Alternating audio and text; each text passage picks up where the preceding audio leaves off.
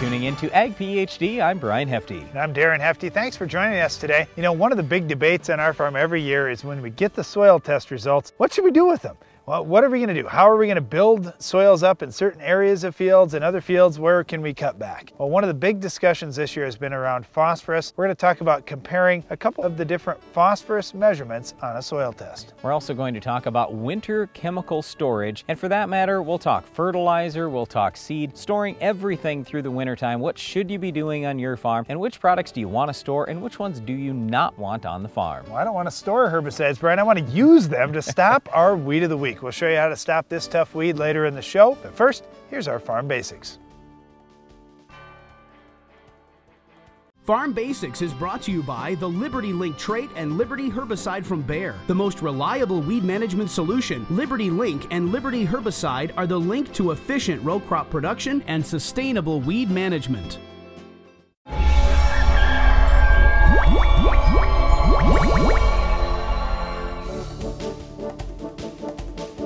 Our Farm Basics time each week is a little segment we do just to talk to especially non-farmers about what we as farmers do. And our topic today is, what do we do in the wintertime? Oh boy, there's a lot of things. You know, this is kind of like asking other professions, well, what do you do in your time off? And many times it's, oh man, I got to do all the prep work it takes to be ready to go when the conditions are right or when the time is right. And that's exactly what happens for farmers. Let's just start with machinery, for example. Now, when we get done with harvest, we've got all these trucks and tractors and combines and tillage implements that have been running hard through the fall months. Farmers bring them into their sheds and try to work on them over the winter. They'll try to fix whatever is needing replacement or whatever's been worn out on their piece of equipment. And they can do that at this time of year when they still remember, hey, remember that problem we were having with the disc, or remember that problem we were having with the combine? Get it fixed right away, clean up the equipment so it's ready to go for next year. The thing I was going to go to first is just grain handling. If I have a good crop, and we did have a pretty good crop on our farm this year, that's a lot of grain hauling we have to do. So basically on corn, for every 5 acres, I have a semi-load of grain. And if I haul it 50 miles away, how many loads can I really get out in a day? 2 or 3 loads a day. And I've got lots of loads to do because we had roughly 1,200 acres of corn and 1,500 acres of soybeans on our farm. So yeah, with soybeans, I mean, we don't have quite as much hauling as what we do with corn, but there's still a lot of hauling there too. So this is a job that for most farmers will take 3 to 5 months. Well, that can suck up your whole winter if that's when you sold your grain. The other thing we were talking about as we started the show is reading soil tests. You know, we did a lot of soil sampling on our farm this fall, and I know a lot of other farmers across the country have done the same thing. So we get those results back from the lab, we take a look at them and say, all right, what happened in that field? What nutrients do we need? And we've already addressed some of those issues with our fall fertility plan, but now we'll be also supplementing the fertility on that ground with what we do with our planter, with side dress applications. We'll start planning a lot of those things out. So going into next year, the plans are set. All we have to do is execute them. Yeah, there are a lot of things there, planning out the seed and the crop protection, the fertilizer, the insurance, all the things we're going to do on their farm. How about not just our short-term plans, but our long-term plans? There is a lot of planning that does go into this whole thing. Well, variable rate planting and variable rate population, that kind of stuff all takes place in the winter time, where farmers will look back at their yield maps, they'll look at their soils maps and fertility maps and try to figure out, okay, in which area of the field can I boost the population, plant more plants to try to take advantage of a good situation in the field, and then also other areas that aren't maybe as productive as soils that we can plant lower populations to try to be successful there as well. The last big thing I guess I would bring up is just a lot of farmers spend much of their time in the winter learning. They're trying to get smarter at how to raise a better crop, how to better fertilize, how to better control the weeds, picking the right varieties, all these things. You don't just learn those overnight. So farmers do spend a lot of time going to workshops, talking to other farmers, really studying. It's a big part of what a farmer does and what he needs to do to be successful. And finally, if a farmer's ever going to take a vacation, this is the time of year to do it, because during the growing season, you just can't leave. Especially, you know, you look at planting, and from planting on, you're just constantly busy, whether that's doing some sort of pest protection out in the field or pulling plant tissue analysis or scouting fields. I mean, it just runs all the way up into harvest, and then we kind of start this whole process all over again. Well, once again, you may not hear about all these things that a farmer does in the wintertime, but farmers are very busy all throughout every winter. Well, one of the things that farmers are doing in the winter is they're planning their pest control, especially if they have our Weed of the Week. Can you identify this week's weed? What's next in weed control technology? Roundup Ready 2 Extend soybeans will provide tolerance to dicamba and glyphosate and will be built on the Genuity Roundup Ready to Yield tray. See them in action at extendfollowafield.com. I've been involved in developing new technologies in agriculture for over 3 decades. The changing times demanded that we develop new and better equipment. Dry powder applications on seed can only be highly successful if they can be easily, effectively, and accurately applied to the target. That's where our company, Changing Times and CT Applicators, come into the picture. The innovative CT applicators are designed to give you the most accurate application of products such as talc, soybean inoculants, or other dry products. Remember, CT Applicators for the changing times. Stop coring your bins with the AgriDry Gravity Grain Spreader. Traditional bin filling systems create uneven concentrations of grain and fine particulates. Uniform grain distribution allows even airflow throughout the entire bin, giving you more control over temperature and moisture content, increasing your grain quality and bottom line. Call us today for more information. Dry Load Store, 1-855 AgriDry. Being a farmer means securing your land and livelihood for the future. Harvest Solutions from Capello USA have the grit to get you there. Our product lines for corn, sunflowers, and forage are designed for efficiency and longevity, preventing harvest loss while minimizing maintenance and downtime.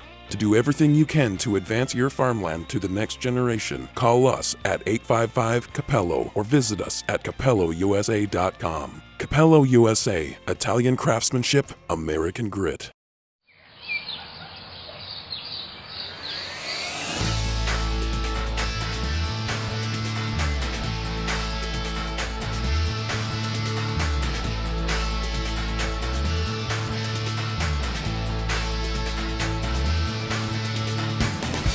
Morton Buildings. Great buildings built for the great outdoors.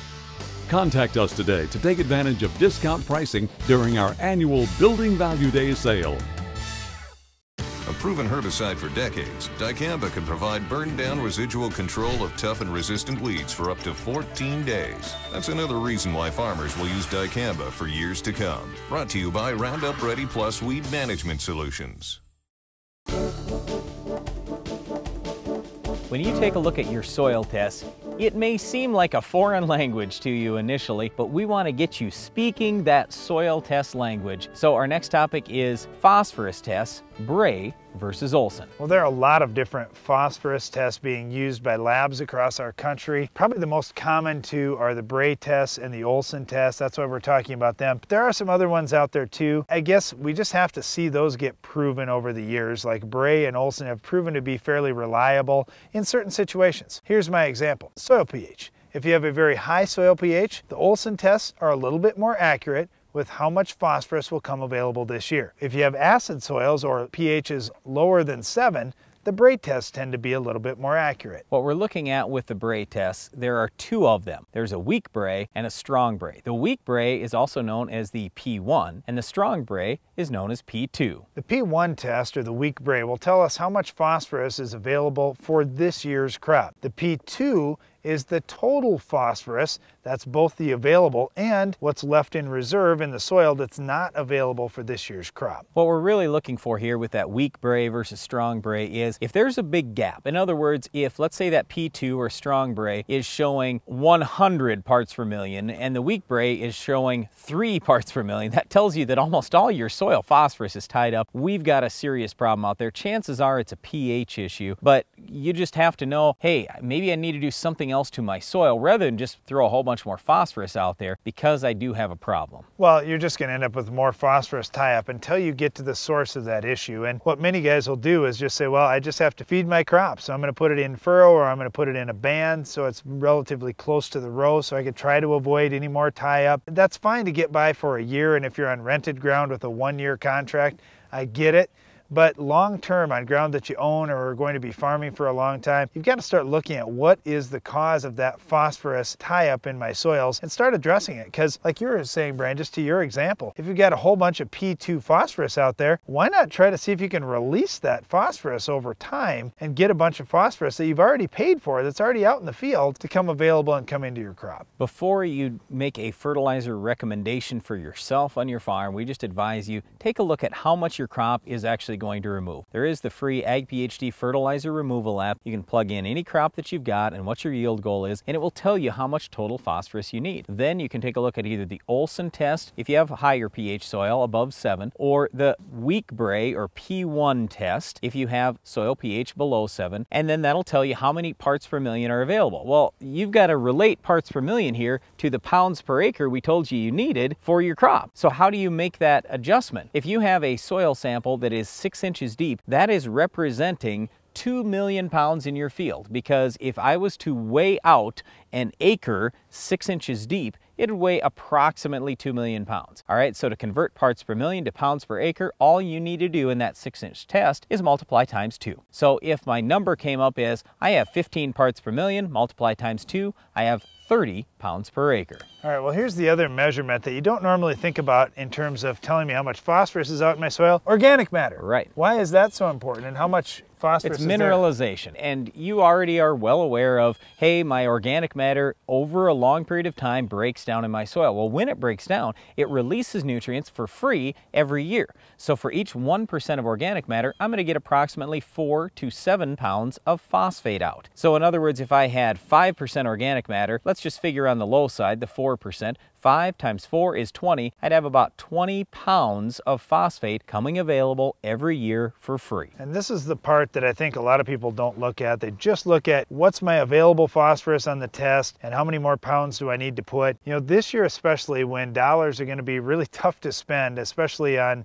the last little bit of fertility that you need, take a look at that organic matter in your soil and then think about, wow, look at all that I'm getting for free. You're going to consider that in, all right, I don't need to apply 100% of what my needs are. The organic matter mineralization is going to release some of that phosphorus, but then think about it this way: I've got to increase that organic matter level over time. Hey, one other thing I guess I'd mention here too, we talked about how many pounds does the crop need, how much the soil has already, how much is going to come available through mineralization. All that's great to talk about, but let's not forget that there is most likely going to be some of that phosphorus you're counting on, some that you maybe applied, getting tied up. So phosphorus is one of the nutrients that a lot of people like to overdo a little bit just to make sure they have enough available for the crop, and I get that. The issue is phosphorus can go with your soil if you have soil erosion. So what we advise you to do is put your phosphorus in the soil at least an inch deep, but preferably 6 to 10 inches deep. Then it's safe. It's never going to leach. Phosphorus is virtually immobile in soil,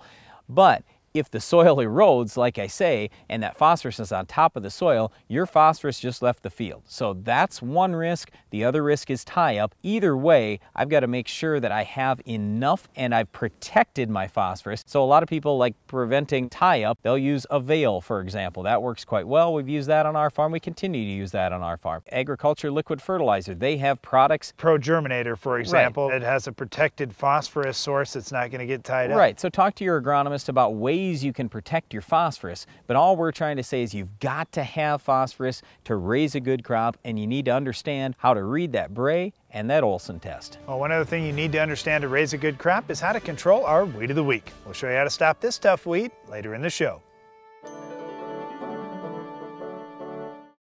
Dirty work pays. That is if your dirty work includes a Soil Max Gold Digger tile plow. Soil Max tile plows feature zero deflection technology. With the only tile plow factory paired with Ag Leader's IntelliSlope control system, you eliminate the need for grade calculations and lasers. So make your next investment in a Soil Max Gold Digger. Better yield, longer planting and harvest windows, better water management is all yours with Soil Max.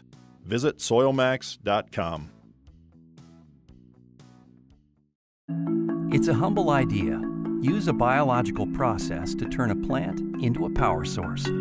From that idea came the first Poet Refinery. One biorefinery in one town turned into 27 facilities in 27 towns, creating new local jobs, producing hundreds of millions of gallons of ethanol, and providing renewable products around the world. Suddenly, that one little idea seems a whole lot bigger. See the world differently with Poet. I wish I could side dress more than just nitrogen. You can. While side dressing is efficient for nitrogen applications, you can also use that opportunity to apply PK and the micronutrients your crop needs. AgroLiquid's Calibrate and MicroLink products allow you to nutritionally balance your side dress application efficiently and economically. Let agriculture liquid fertilizer help you make your next crop a bumper crop. For more info, visit agroliquid.com. A farmer's attention to detail is what makes the difference. You take the time for service management because you know how vital it is to your operation. You service your field like everything else because soil sampling makes all the difference and gets the results you want.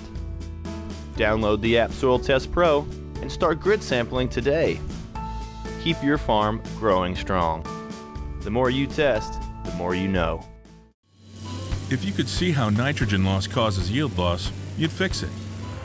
So fix it right, with the stabilizer proven to reduce all 3 ways nitrogen escapes.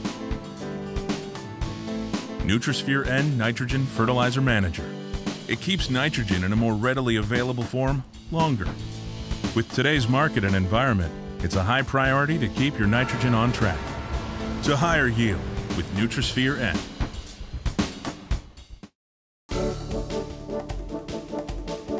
Well, when the temperatures start to drop, we think about those products that were left over from last summer, and wow, some of them need to be in heated storage, other ones really don't matter at all. And I notice we're doing this topic when it's already really cold. So here's the whole thing.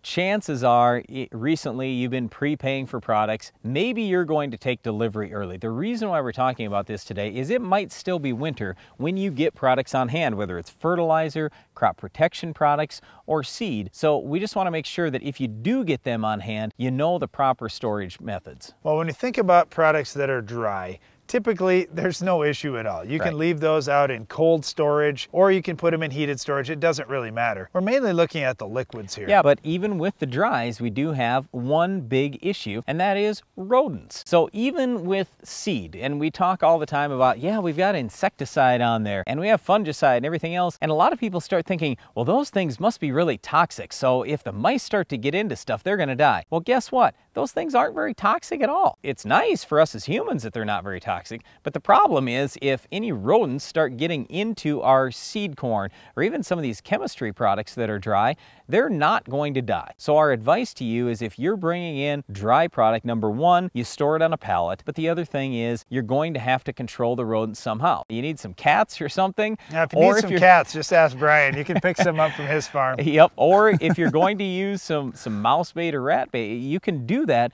You just have to be a little bit careful about who's going to be around, from your pets to possibly even your kids. So just be real careful if you are going to use any poison around your farm. Hey, one thing I should say too about the liquids now, I guess that's probably enough talk on the dry. Let's move to the liquids. There are liquids that we really don't have issues with freezing. Like Roundup, for example. You can take Roundup home in the winter. There's no problem with that. But the thing that you want to watch out for is your tanks that the Roundup is in. We would definitely suggest keeping products inside if you're going to have them in the winter. Even if the product doesn't have a problem with freezing, it's just a good thing for the container that the tank is in to be in a constant environment. Well, there are a number of liquid pesticides that do have an issue with freezing, and you're going to lose some of the effectiveness of that product. So just make sure you know what that temperature is, the lowest temperature for storing any products. We've talked recently about a lot of farmers switching over to Liberty. Well, Liberty's a great herbicide, but that does have to be kept in heated storage, and they'll even tell you 40 degrees or above. Well, the other thing is these premix products, and this is where I get a lot of questions on, hey, let's take something like Triple Flex or Sure Start. They've got 3 different active ingredients in there. That stuff is going to settle out over the winter, and you're going to see, if you've got a clear enough tank, you'll see 3 layers where 3 different products settle out to different layers. So you have to be really cautious anytime you store a product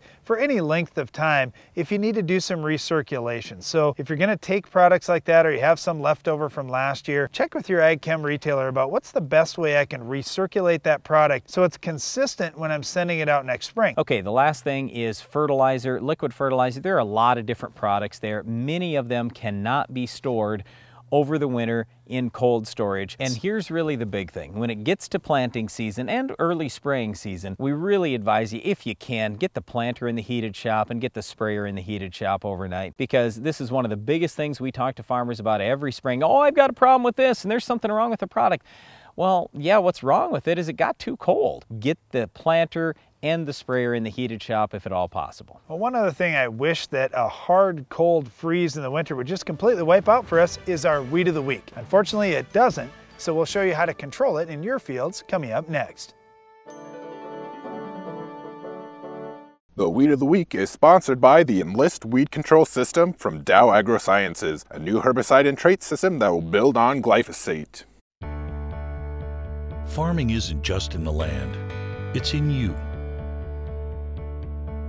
Take control of weeds like never before. Enlist builds on the Roundup Ready system, combining proven control of a new 2,4-D and glyphosate in Enlist Duo herbicide. Protect what matters without changing the way you farm. Talk to your seed or crop protection supplier today.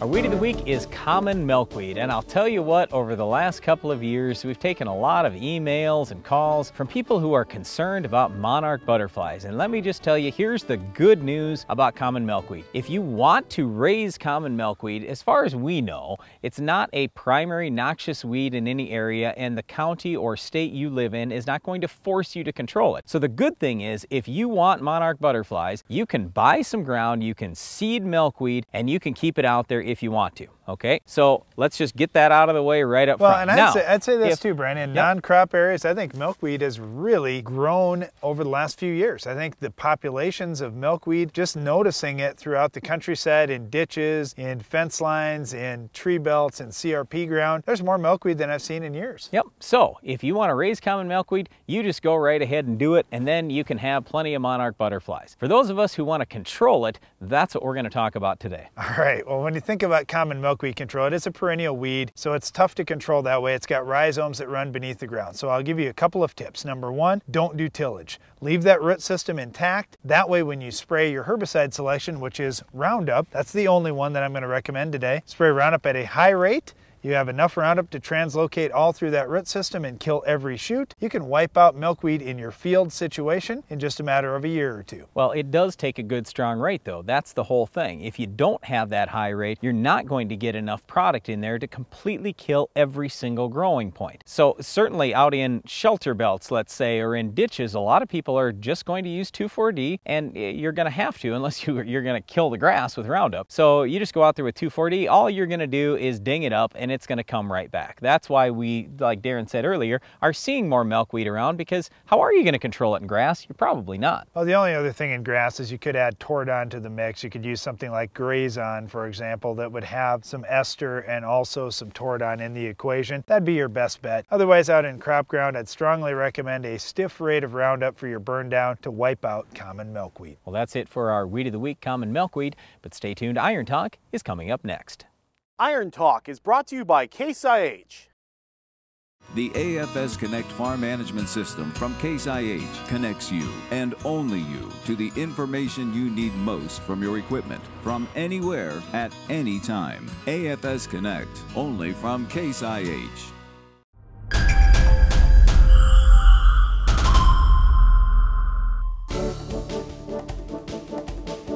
Spring tillage often involves a field cultivator. It's a great tool for seedbed preparation and also herbicide incorporation. We'll discuss setting it up properly in today's Iron Talk. Field cultivators work well for leveling off the field and creating a nice seedbed. They also do an effective job stirring and mixing pre-emerge herbicides while wiping out small weeds that may have already begun to grow. If you're working in herbicides like Harness or Triple Flex for corn, or Authority or Valor for soybeans, field cultivators are a good choice of tillage implements as long as you keep them shallow. My dad always told Brian and me that field cultivators should be run fast so as not to dig in too deep and bury herbicides below the weed germination zone. A rule of thumb is if you're tilling 4 inches deep, your herbicide is mixing in the top 2 inches, half the depth of your tillage. One other thing about not running too deep is something you may not have considered. The deeper you go, the more pressure there is on the sweeps, leading to a great chance that those sweeps will cheat back on you, which will result in an uneven floor at the depth of your tillage. To check what you're really accomplishing with any tillage pass, including the field cultivator we're talking about here, just brush the freshly tilled soil aside until you get down to beneath where the tillage tool reached. If you're running the field cultivator too deep, the floor underneath the tillage will be uneven, with deeper valleys directly beneath the sweeps. The sweep should sit level and flat to do the most effective job. If you're running a field cultivator this spring, get out of the tractor every so often and brush the freshly tilled soil off to the side so that you can check the floor of your tillage. If it's uneven, make the necessary adjustments to create an even environment for your crop in order to maximize your yield potential and the weed control from your pre-emerge herbicide. That's all for today's Iron Talk, and now back to the show.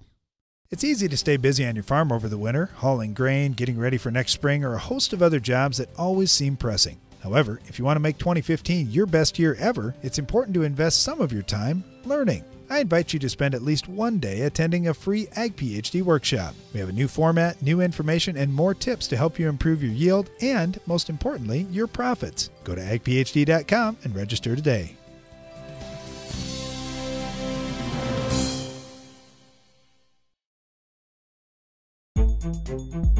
We know that the future is liquid. That's how Agriculture Liquid Fertilizer creates the highest quality products on the market. Because we're committed to finding the best raw materials at the best price possible and getting them from us to you in the most sustainable, responsible ways possible. Agriculture Liquid Fertilizers, helping you grow the future. Looking to maximize yield? Quick Roots from Monsanto Bioag is a microbial seed inoculant that allows the plant root to explore a greater volume of soil, the key to higher yields. Quick Roots continues to generate yield response on corn, soybeans, wheat, and more, and is applied to the seed so the live microorganisms go right to work enhancing seedling vigor, increasing the uptake of certain nutrients including NPK, and expanding root volume. Maximize yield on your farm this season. Get Quick Roots today. For lower cost, higher production, Mandaco Agri leads with versatility unmatched. Twister is the vertical tillage unit for no-till as well as conventional tillage. Twister's ease of maintenance is forgiving and rocks and has contour conformity equaling zero downtime. Our hydraulically adjusted coulter angles make residue management easier, less costly. Spring or fall, the Mandaco Twister vertical tillage unit is the new leader. See your Mandaco Agri dealer. Visit northcountrymarketing.biz or call. My data is mine, not mined. Mine to share, mine to keep. It's mine when I want it. Mine where I want it. And only mine. My data is mine to analyze. Mine to put to work. Mine to control. It's mine. The AFS Connect Farm Management System from Case IH connects you, and only you, to the information you need most from your equipment, from anywhere, at any time. AFS Connect, only from Case IH. Closed captioning for Ag PhD is sponsored by Norwood Sales. On your farm, you need speed and year-round effectiveness in your tillage program. The Quick Till from Norwood Sales allows you to move quickly through your fields, maximizing time and improving yield. Constructed of heavy-duty materials, the Quick Till is ideal for both spring and fall applications, from preparing a healthy seedbed early in the season to breaking up corn residue after harvest. For more information about how a Quick Till can improve fields on your farm, call Norwood Sales today.